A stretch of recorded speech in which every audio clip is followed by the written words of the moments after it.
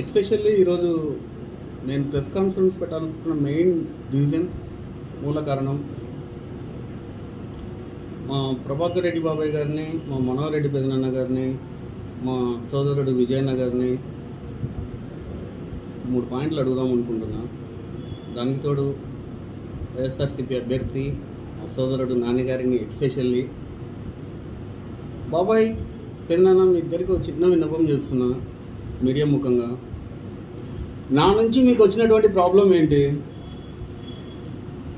మీరు చిన్నప్పటి నుంచి నన్ను పెంచినారు, అన్నను పెంచినారు, ఎటువంటి భేదాభిప్రాయాలు లేకుండా సవ్యంగా సాగింది. చిన్న చిన్న మనస్కొరతల గ్యాప్తో మనకు వచ్చింది ఈరోజు. ఆ మనస్కొరతలను మనం రెక్టిఫై చేసుకోంటే ఈరోజు ఈ పరిస్థితి రాదు కదా. నేను ఈ విధంగా అడగాల్సిన పరిస్థితి. ఎరువుడి దిన్నెలో నన్ను ఎందుకు అడుగు పెట్టద్దు అంటున్నావు? నన్ను కానీ, అన్నను కానీ, నా రాజకీయ సహచరులను కానీ, మాతోటి మేము నడుస్తున్నటువంటి అఖిలప్రియ గారిని కానీ, భార్గవ్ గారిని కానీ, విఖ్యాతి కానీ, ఎవరినైనా కానీ మమ్మల్ని ఎందుకు రానియద్దు అంటున్నారు ఇద్దరు. మీరు పెద్దరికంగా ఏ విషయం ఉన్నా మీరు పాటించి చెప్తే దాన్ని గర్వంగా నేను యాక్సెప్ట్ చేస్తాను. ప్రతిసారి మీరు అదే ఊర్లో పుట్టినారు, మీరు అదే ఊర్లో పెరిగినారు, మీరు అదే గడ్డ మీద పెరిగినారు.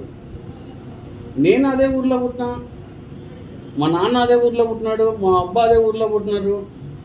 ఈరోజు మా నాన్న, మా సుభాష్ పెదనాన్న లేరని ఊర్లోకి వస్తే ఏదో హింసాత్మకమైనటువంటి కార్యక్రమాలు క్రియేట్ చేస్తాము అని అనడం తప్పు కదా చిన్న. ఇద్దరికి అడుగుతా ఉన్నాను, మనోహర్ పెదనాన్న, సుదర్శన్ బాబాయ్, మనోహర్ పెదనాన్నకి, ప్రభాకర్ బాబాయ్కి ఇద్దరికి అడుగుతా ఉన్నాను. అతి ముఖ్య కారణం మిమ్మల్ని ఎక్కడ అవమానించినామని మీరు ఆమెను ఫీల్ అవుతున్నారు. మిమ్మల్ని మీరు అవమానించుకుంటున్నారు బాబాయ్. మీ పెద్దరికాన్ని మీరు ఒక్కసారి నిలబెట్టుకోండి. మేము ఊర్లోకి వస్తే రాళ్ళు ఇసిరి కొట్టడానికి అన్ని రాళ్ళ కుప్పలు తెప్పించి పెట్టారు. దానివల్ల ఉపయోగం ఏముంది? మీరు మమ్మల్ని హత్య చేస్తే మీరే బాధపడతారు కదా బాబాయ్. అది కొంచెం మీ మనస్సాక్షికి మీరే చెప్పండి. అది పొరపాటున చిన్న గులకరాయి జగన్ రెడ్డికి తగిలి 2 పుట్లు పడితేనే మీరు శాంతియాత్ర అని కోవత్తుల యాత్ర చేసినారు. ఫర్దర్ ఇప్పుడు అదే పొరపాటున ఆయంపాటున మాకు ఎవరికైనా తగిలితే దానికి బాధ్యత ఎవరు వహించాలా? మేము చేస్తే మా పిల్లలకి ఎవరు రక్షణ? ఇదే మీరు హత్యా ప్రయత్నాలు, రాజకీయాలను ప్రేరేపిస్తూ ఉండేది. మంచిగా చెప్పండి, శాంతితో ప్రజాస్వామ్యంలో శాంతియుతంగా పాలన సాగిస్తామని మీరు చెప్పి అధికారాన్ని ఇన్ని సంవత్సరాల నుంచి అనుభవించి ఇప్పుడు తీరా చూస్తే ఈ హత్య రాజకీయాలు చేయడం అనేది సహించడానికి నేరం. మీరు నేరాన్ని ప్రోత్సహిస్తున్నారు. ఊర్లో వాళ్ళని అందరినీ, అదే ఊర్లో వాళ్ళతో నీకెంత సహవాసం ఉందో నాకంత సహవాసం ఉంది. అదే ఆత్మీయత అనురాగాలతో నేను వాళ్ళతో పెరిగాను. అదే వాళ్ళు నన్ను చిన్నప్పటి నుంచి చూసినారు, నా మనస్తత్వం తెలుసు, నా రెస్పాన్స్ చూసినారు. వాళ్ళు నిన్ను గౌరవించినారు, నన్ను గౌరవించినారు, అన్నను గౌరవించినారు. ఇటువంటి పరిస్థితుల్లో ఎందుకు నువ్వు ఇటువంటి కొత్త ఆలోచన విధానాన్ని ఫ్యాక్షన్ వద్దు, మాకు ఫ్యాక్షన్ చేయడం లేదు అని ఇది మనం చేసేటటువంటి ప్రేరేపణలకు ఏదైనా జరగడానికి జరిగితే చాలా మూల్యం చెల్లించాల్సి వస్తుంది. నేను డిపార్ట్మెంట్ పరంగా ఊర్లో తిరగడానికి రాజన్న ద్వారా అప్లికేషన్ పెట్టుకున్నాము. డిఎస్పీ గారు కొన్ని అనవసర కారణాల వల్ల సెక్యూరిటీ రీజన్స్ అని చెప్పేసి రిజెక్ట్ చేయడం జరిగింది. మేము ఊర్లోకి వస్తే మీకు ఇబ్బంది కలిగిందంటే నైతిక బాధ్యతగా నేను తీసుకుంటా. ప్రజాస్వామ్యంలో మా పార్టీ అభ్యర్థి మా విలేజ్లో తను ఓటు అడగడానికి నేను ఆహ్వానిస్తున్నప్పుడు దాన్ని యాక్సెప్ట్ చేయాల్సిన బాధ్యత మీకు ఎంత ఉందో నాకు అంత ఉంది కదా. ఓటు అడగడం సహజం. అదే ఊర్లో నీకు వ్యతిరేకంగా నేను ఉన్నానని చెప్పి నువ్వు ఉండడం ఒప్పుకోవు కదా బాబాయ్. ఇది మన యొక్క నైతిక సిద్ధాంతాన్ని మనం గౌరవించుకుందాం బాబాయ్. నేను నిన్ను ముఖ్యంగా వేడుకుంటున్నా, నువ్వు చేస్తున్నటువంటి ప్రవర్తనకి ఈరోజు నా ఊర్లో రాళ్ళు తోలేయడం కానీ, నిన్న ఊర్లో వాళ్ళతో మీటింగులు పెట్టించి వాళ్ళు వస్తే తిరగబడండి అని చేపించడం అని చెప్పడం కానీ, ఇది నీ పెద్దరికానికి నేను సరిపోదని నేను వేడుకుంటున్నాను. మూడోది,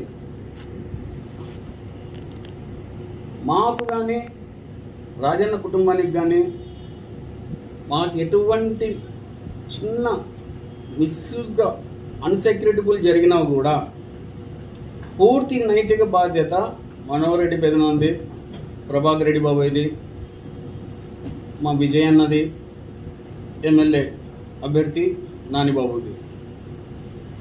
వీళ్ళే దేనికైనా రెస్పాన్సిబిలిటీ ఇవ్వాలి. డిపార్ట్మెంట్కి కంప్లైంట్ చేసిన డిపార్ట్మెంట్ వాళ్ళ పర్యవేక్షణలో ఉంటుంది. కానీ మన కుటుంబ గౌరవం అనేది మనం ఈ విధంగా నువ్వు నా మీద నేను నీ మీద అసత్య ఇటువంటి అప్రకల్పిత బిహేవింగ్ చేస్తూ పోతే అది ఏ విధంగా దారి తీస్తుంది?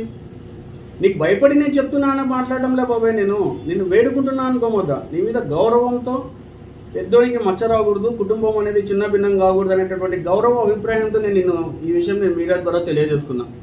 మొత్తం నలుగురికి తెలియజేస్తున్నాను. నేను ఇది మా ఊరి గ్రామ ప్రజలకు కూడా నేను ఒకటి అడుగుతా ఉన్నా, ఎవ్వరు అన్సెక్యూరిటబుల్గా ఫీల్ కావద్దు, ఎవరిని కూడా ఎవరి యొక్క మనోభావాలు దెబ్బతీయము. అందరినీ చిన్నప్పటి నుంచి ఏ విధంగా ఉన్నామో ఈ 4 రోజులకి అన్ని తేడాలు వచ్చినాయి. అందరికీ ఎవరికి రావు కదా. మనలో ఉన్నటువంటి భావోద్వేగాన్ని మనం పంచుకుందాం. ఓటు అనేది ప్రజాస్వామ్యంలో ఒక బాధ్యత. ఈ బాధ్యతను మనం గౌరవించుకుందాం అనేటటువంటి హక్కు నేను ఉపయోగించుకుంటున్నాను తప్ప ఎటువంటి భేదాభిప్రాయాలకు నేను తావు తీయట్లేదు. దయచేసి అందరూ గౌరవించాలి. దయచేసి అందరూ మా యొక్క ఆత్మరక్షణకి మీరందరూ సహకరించాలి. నాకే కాదు, మన ఊరి వ్యవహారాలని మనం గౌరవించుకోవాలని నేను మిమ్మల్ని అందరినీ గ్రామ ప్రజల తరపు నుంచి మా బాబాయ్ వాళ్ళని కోరుకుంటున్నాను. నుంచి అడుగుతా ఉన్నాను సార్, మాకు రక్షణ కల్పించాల్సిన బాధ్యత నీది. మేము రేపు 7 దినాల్లో తిరిగేటప్పుడు కూడా నైతిక బాధ్యతగా మనకున్నటువంటి రాజ్యాంగ హక్కుల ప్రకారం మీరు మాకు సెక్యూరిటీ అరేంజ్ చేస్తే మేము మా ఊర్లో మా పార్టీ అభ్యర్థిని తీసుకుని వెళ్ళి మేము తిరగడానికి సన్నిహితంగా ఉన్నాం. ఎటువంటి అవాంఛనీయ సంఘటనలు మా నుంచి జరగనీయనని నేను ఏ విధంగా అయితే నేను రాజన్న హామీ ఇస్తున్నామో అదే హామీని మా ప్రభాకర్ చిన్నన్న, మా మనోహర్ పెదనాన్న, మా విజయన్న, నానిబాబు నలుగురు కూడా హామీ ఇవ్వండి. మీరు ఎప్పుడు పోతున్నారని చెప్పి యాక్చువల్లీ ఈరోజు వెళ్దాం అనుకున్నాము. యాక్చువల్ వాళ్ళ నామినేషన్ డేట్ ఫిక్స్ కాకముందే మనము అనుకున్నాము. సో నామినేషన్ ఉంది అనడం వల్ల సెక్యూరిటీ రీజన్స్ ద్వారా రిజెక్ట్ చేయడం జరిగింది. సరే, దాన్ని యాక్సెప్ట్ చేసి మరి ఒక రోజు మనం అప్లై చేయడానికి ప్రిపేర్ అవుతున్నాము. చేసిన తర్వాత మేము ఆ డేట్కి వచ్చాము కాబట్టి ముందుగానే ఈ రోజు నువ్వు తోలించినటువంటి రాళ్ళను అవన్నీ నీ నైతిక బాధ్యతగా తొలగించండి. మొట్టమొదటిగా ఏదైనా జరిగితే ఎంత దూరం పోతారనా అది వాళ్ళకైనా తెలుసు కదా. పెద్దలు 65 సంవత్సరాల మా బాబాయ్ రాజకీయంలో వయస్సులో 38 సంవత్సరాల రాజకీయం నడిపినాడు కాబట్టి నేను గౌరవంగా ఈరోజు కూడా ఎందుకు అడుగుతున్నా అంటే మా ప్రతాప్ పెదనాన్న గారు ఇచ్చినటువంటి రాజకీయ ప్రవృత్తి లక్షణం, ప్రజలతో మనకున్నటువంటి మమేకం, స్నేహం, గౌరవం, రాజకీయ కుటుంబాల మధ్య ఎటువంటి భేదాభిప్రాయాలు అనేవి వ్యక్తం కాకుండా జరగకుండా సామూహికంగా అందరూ కలిసి ఉండాలనేటటువంటి విజ్ఞత అనేది మా ప్రతాప్ పెదనాన్న దగ్గర నుంచి నేను నేర్చుకున్నా. ఆయన సహనం, ఆయన గుణం నేను పాటిస్తూ ఉన్నా. అదే లక్షణాలతో మా రాజన్న నడుస్తూ ఉన్నాం. దాని ప్రకారమే మేము నడుస్తాం. ఈరోజు మా నాన్న వాళ్ళు లేరని మా నాన్న కానీ మా సుభాష్ పెదనాన్న కానీ కాలమైనారు అంటే దాని తర్వాత జరిగినటువంటి పరిస్థితులు ఏ విధంగా వచ్చినా కూడా ప్రతాప్ పెదనాన్న అన్నిట్లను పట్టుకొని సమస్యల పరిష్కారం అనేది చేస్తూ వచ్చినారు. మీరేమో సమస్యలను పుట్టిస్తూ క్రియేట్ చేస్తూ వస్తున్నారు.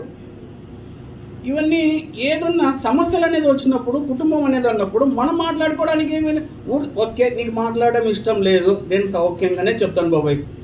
నేను అడిగేది ఏంటి ఇప్పుడు మిమ్మల్ని, శాంతియుత వాతావరణంలో ఈ ఎన్నికల కార్యక్రమాన్ని నిర్వహించుకుందాం. నువ్వు అశాంతిని పెంపొందిస్తాను అంటే మేము ఏమి చేయలేమని నువ్వు అనుకుంటే మేము అటువంటిది చేసే ధోరణి నీకు రాకూడదు బాబాయ్. ఎందుకంటే మేము చిన్నపిల్లలం. కానీ మేధావితనం అనేది వయస్సుకు అనేది పరిమితం కాదు. ఎవరి రాజకీయ చాతుర్యం వాళ్ళకు ఉంటుంది. కానీ నేను రిక్వెస్ట్గా గౌరవంగా నీకున్న పెద్దరికానికి విలువయిస్తూ నీకు ప్రాధాయపడుతూ ఎటువంటి అసాంఘిక శక్తులకు అనేది ప్రేరేపితం కాకుండా నువ్వు ఎలక్షన్ జరిపిస్తావని కోరుకుంటున్నా. జై హింద్, జై తెలుగుదేశం.